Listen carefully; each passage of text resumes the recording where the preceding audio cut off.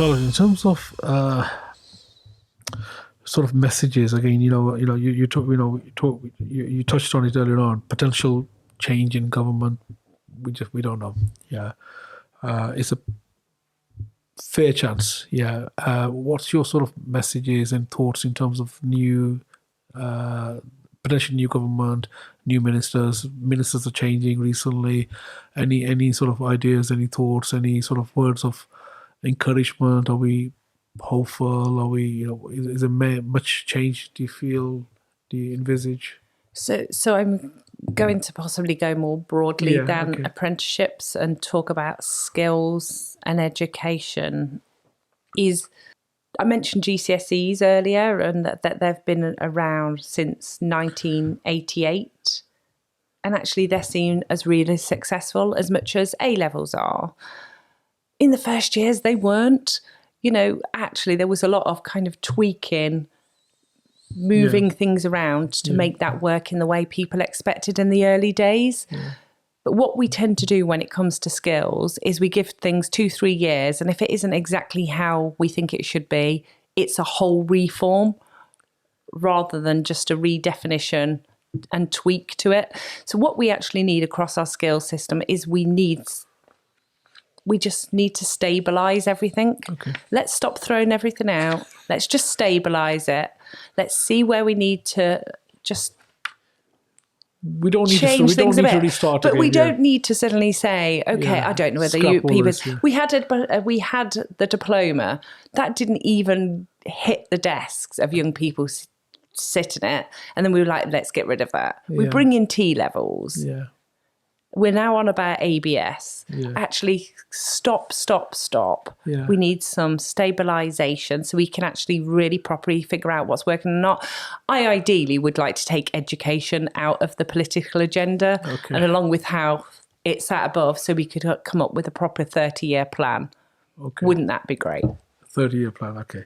So even a 10-year one would be great. Even a 10-year plan you'll take, yeah. So one of our conversations previously, it was something about the Baker Award, and you had your views on that. So talk to us a little bit about some of the changes, some of the things that you feel as a country, as a nation, because education, how important it is. It's been part of your development, giving you the opportunity, social mobilities.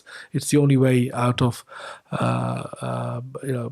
poverty to a certain level, humble beginnings and so forth. It's the number one reason people are able to sort of move and progress with life, and education is really everything. It's about careers, and it's not really about the qualification as such. It's about careers really, and so forth. So talk to us a little bit about some of your thoughts in terms of the getting people ready really for life. And well, it's fascinating, isn't it? We think of a child, and they go off to nursery, and they go to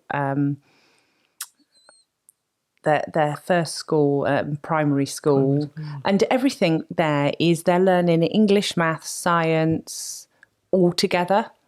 Nothing is separated out. Then they move on to secondary education, and then we decide to segment everything down. And people will go off and have their English, maths, science, geography, whatever it may be. And now that is all academic subjects. It's all academic subjects. And then we suddenly expect them to be able to bring that all back together, contextualise it, and just crack on and be okay in a workplace. Who is helping with that transition? Who is helping people bring all that back together? So I've got a big question around, actually, should we be breaking down things into subject areas, or actually should everything have a level of contextualised learning?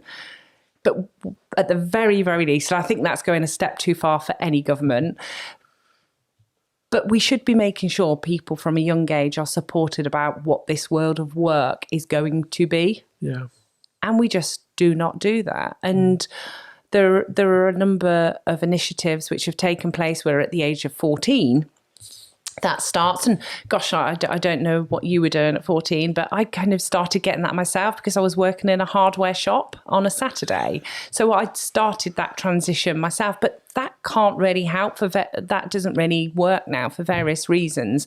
So what should we be doing at a much younger age? And I would say year 9 to start supporting young people with what work looks like and that transition into work, and actually making sure that that is built into the curriculum. And we could call it soft skills, we could call it employability, but I think that needs to start happening, and people need to get a real sense of what work looks like. And even more so now, as we hear, I was talking to a young person, 15, and I asked them if they had any idea. I didn't have any idea at 15 what I wanted my career to be, but the answer was, I want to be a dental nurse or an influencer. And it's fascinating that we've now got a different world where actually who's saying, oh, you could be an influencer, but actually this is what that really means, and these are all the skills you really need to do that. This isn't just about dancing around on TikTok. Yeah. and I just think there's a lot more we need to do to support young people around actually what work really means, whatever that career is you wish it to be, even if it isn't any traditional job roles. Canny Conversation Podcast Series 5 by Safaraz Ali.